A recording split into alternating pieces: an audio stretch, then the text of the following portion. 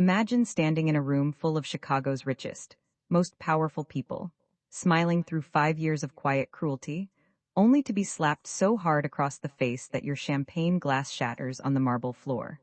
600 eyes on you. And then that was me, Willow Sterling. But the story doesn't end with my cheek burning and my husband turning away like I was the problem.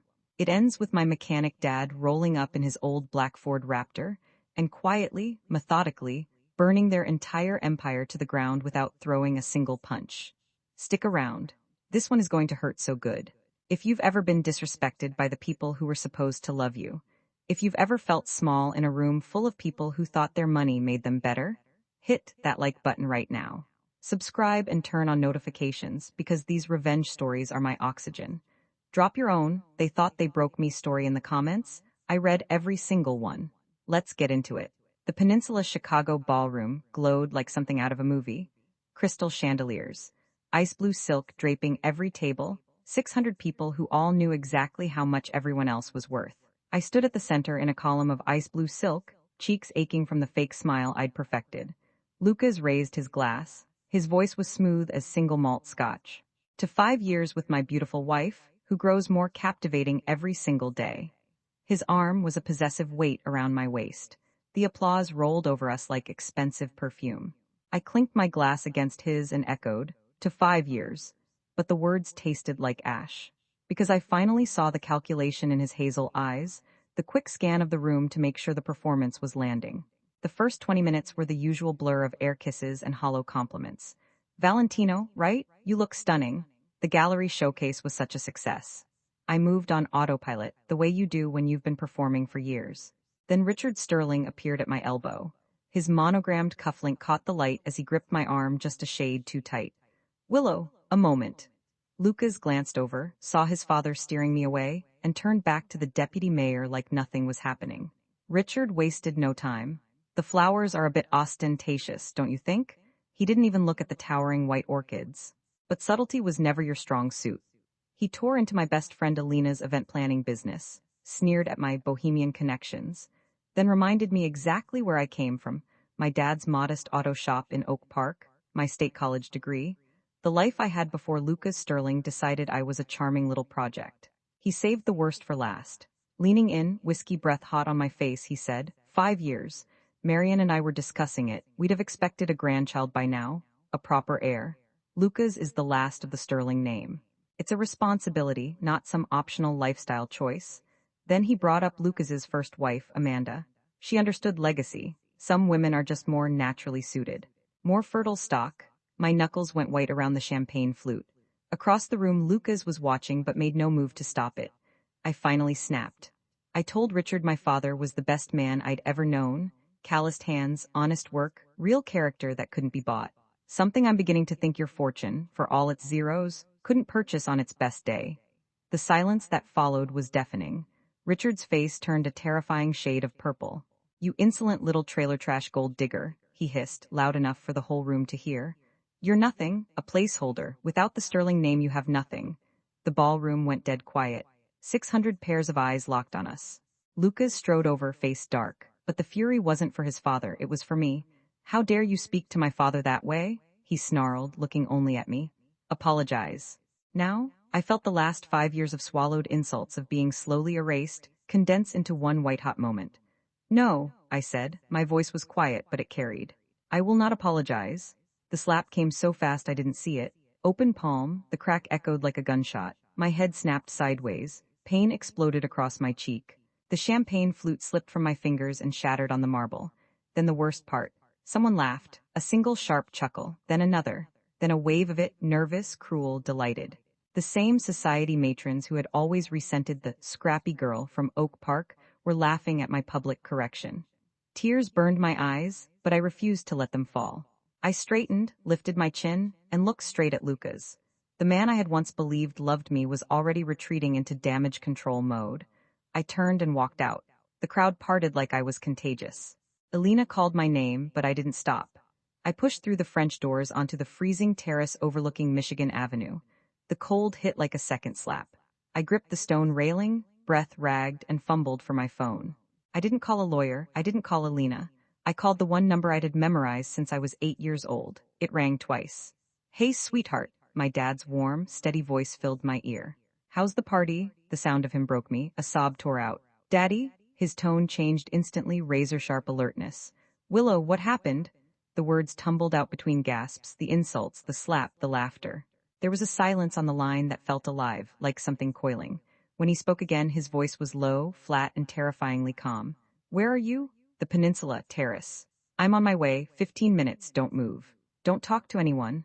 Daddy, I'm sorry. Willow. His voice softened just for me. Look at the lights, count them, just breathe, I'm coming to get you. The line went dead. I counted lights until the cold soaked through my silk dress and the shaking stopped. Then I saw it, headlights pulling up with quiet authority. Not a town car. My dad's impeccably maintained black Ford Raptor. He stepped out in his dark blue mechanic shirt, worn jeans, and heavy work boots. No dinner jacket, no hesitation. He walked straight into the Peninsula like he owned the place. 30 seconds later, the terrace door opened again. Michael Donovan scanned the dark until he found me. He didn't say a word at first, just pulled me into his chest. The smell of motor oil and strong coffee and safety wrapped around me like armor. Come on, kiddo, he whispered. Let's go home. The ride home and the prenup reveal we rode in silence for the first 10 minutes. The city lights blurred past the truck windows. My cheek throbbed in time with my heartbeat. Finally, Dad spoke, voice low. You kept the prenup clause 7 like I asked? I nodded, confused. Of course, you were so serious about it. He smiled, but it wasn't kind. It was the smile I used to see when he'd just finished rebuilding an engine no one else could fix. Clause 7 was my doing.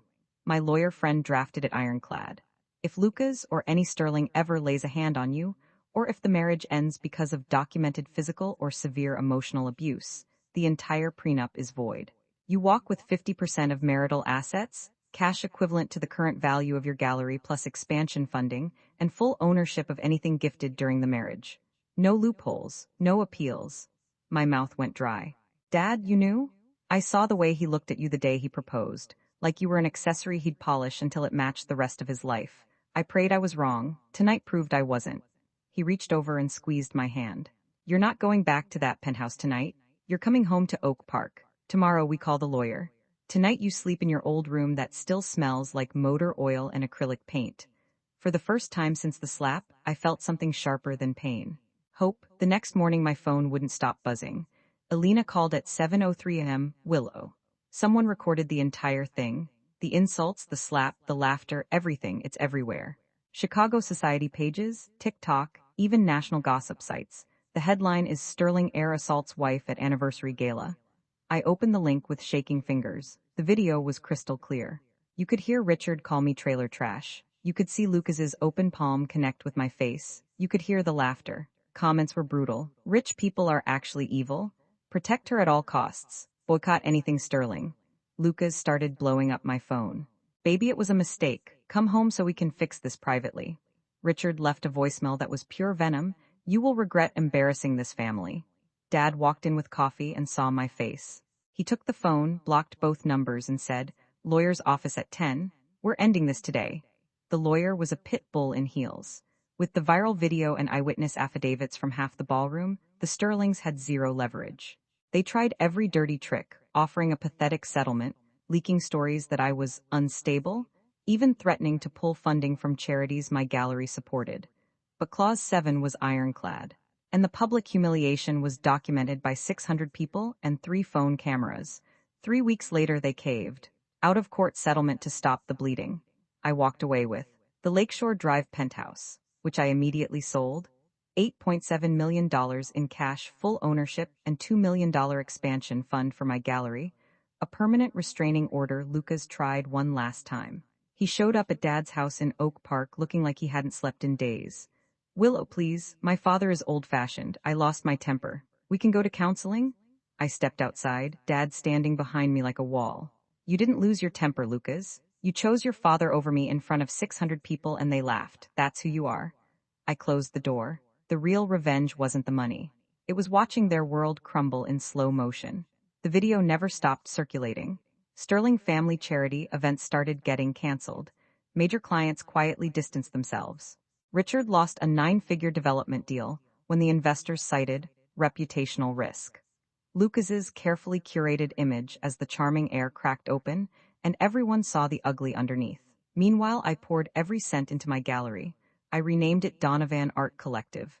No more sterling attached to anything I built. 6 months later, opening night of the new Donovan Art Collective. The space was 3 times bigger, flooded with natural light, filled with the kind of raw, honest art I'd always loved. Real artists, real collectors, real people. No crystal chandeliers, just heart. I stood on the small stage in a simple black dress, cheek-heeled but the memory still sharp. Dad was in the front row wearing his best mechanic shirt, eyes shining with pride. Alina was beside him, beaming. I was midway through my speech. This gallery exists because someone once told me my work was scrap metal and my blood wasn't blue enough. Tonight I want every artist who's ever been told they don't belong to know. Your place is exactly where you decide it is. When the side doors opened, Lucas and Richard walked in. The room went still. They looked smaller. Richard's face was gaunt, eyes hollow. Lucas's perfect hair had a nervous cowlick. They were trying to smile like this was a friendly visit. Security moved, but I raised my hand. I walked down the steps until I stood right in front of them. The entire room watched. Phones came out. I spoke softly, but every word carried. You came all this way to see what a placeholder built when you took your foot off her neck. Congratulations. You succeeded in one thing. You showed me exactly what kind of family I never want to be part of. Now leave, you're not welcome here. Security escorted them out. No yelling, no scene, just quiet, dignified removal while 200 people watched in silence. As the doors closed behind them, I felt the last piece of shame I'd been carrying finally drop away. I looked straight at my dad. He gave me the smallest nod, the same nod he used to give when I'd finally figured out how to change my own oil. The applause that followed was the loudest sound I'd ever heard. I didn't need to destroy them with revenge plots or public screaming matches. I just refused to stay small. I took the resources they were forced to give me and built something real. Karma didn't need my help. It only needed me to stop protecting the people who hurt me. If you're watching this and you're in the middle of your own version of that ballroom, being laughed at, looked down on, told you're not enough, hear me. The moment you stop apologizing for existing is the moment their power ends.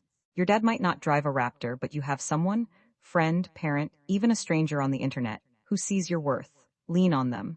Then build the life they tried to take from you.